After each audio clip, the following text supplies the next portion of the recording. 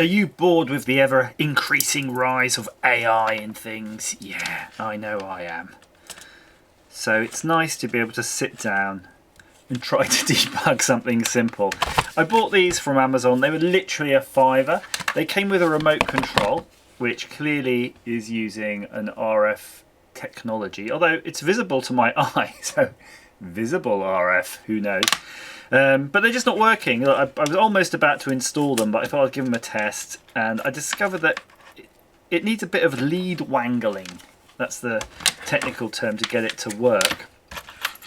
So I thought, all right, we'll just bust into it. But there is one interesting thing about this, that it's not just a remote control, it actually has a Bluetooth controller in there. And I'm not sure why there's a little musical note on there, but I thought, well, let's fix it anyway. It's almost at that price where, is it worth sending back to Amazon? Because you have to do the whole taking it to the post office type deal. Or, I think they can pick it up from your house, but that feels even worse, isn't it? It's really punching Mother Nature in the face. Although I suppose using Amazon's doing that anyway. So let's pop this open. Bluetooth, eh? They're getting all very whizzy. The only problem is you install all these various random apps, don't you? And I just realised there's no real good way of putting heat shrink back on. What? What? Hang on a minute. The reason I'm whatting is that, okay, so that's the wire. Frankly, it looks well enough soldered on. Oh, maybe not. Maybe it was a bit jank. Anyway, let's pop it off for now.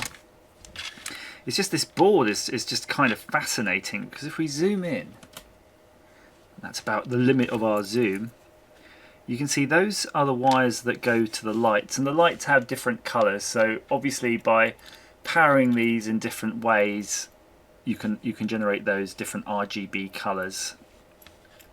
But the bit that's super interesting there is, there's your antenna, yeah. There's your oscillator, and there's your magic chip that does everything, and obviously it's been scrubbed of all detail. Power supply here, that's your regulator coming in. So it's really likely that you're having a 3VV regulation for this chip, yeah, and then it's feeding off to what I should imagine. Let's see if we can spot how this is wired up. No, nothing on that side. I would have said this would have been the power transistors effectively for controlling the RGB output, although is there enough pins on it? Maybe. These two centered, by the way, are connected, so those are two same pads, so it's 3 outputs, one coming via here, which may or may not be connected to V+, yeah, we could probably check that with my multimeter, and then one possibly on V-. Interesting. Not really sure how they work. Are they indexed? Are these digital? Yeah, maybe. You have D in and D out here. Maybe these are digital, because some of these devices now, they're basically like a serially type device, you know, and according to how you're driving them, maybe using PWM or serial interface, they react. But the bit that's really fascinating to me is this. Is this an actual microphone? It's got serious microphone vibes. I think we're going to have to fix this and then power it up. I'll have to download the app. I was trying to avoid it, you know, yet another random app. But yeah, let's get fixing this. I'm absolutely over the moon, and the reason is I didn't need to install the app to get this to work. So what I did, I got tapped by some flux.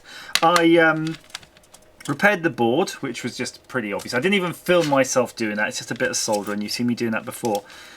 But you can see this flashing now in response to my voice. So you've got these modes here on the remote control, 1, 2, and 3. So if I put it onto 1,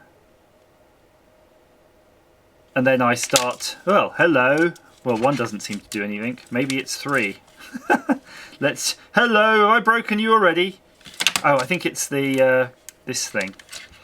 I'm running off a power bank, and sometimes the power banks fail to register. Okay, so you can see as I'm talking, it's actually just flashing the different colours. I can see in there's actually 3 separate LED components within that casing. So maybe as I'm speaking and the thing's flashing, you can see that there's a green top right, blue top left, and red on the bottom. on those. So yeah, it is indeed a microphone, and I don't think that was a feature that was advertised on this at all. And if you can see how this is actually made, it would be totally covered up. So I might make use of that. I think that's a very cool thing, and obviously I'll probably invest in a USB A power supply for the mains. Hello. There. So I don't know if there's anything else to learn from this apart from, yeah, groovy. It would be fascinating to see how this works though, because I think it would be quite interesting and easy to interface this with your project. So for example, I've got a little gadget I'm working on here. Realistically, you've got your 5v5 coming in on your USB-C here, so you could just wire this connector, take it off here actually totally, and then just attach that to the power, and then just put one of the data lines on one of these random GPIO lines. This is an ESP32S3, so it's got plenty, so perhaps that's content for a future video.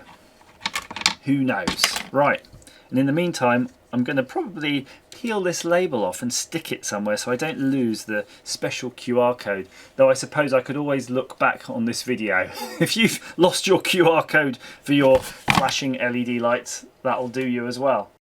Yeah, thought you'd like to have a quick look at how I wrapped it up. Look at that. Isn't that lovely? In the old soft tape. Nice and felty. And I left the old microphone hole out there. And even got the QR code on there nicely. Look at that.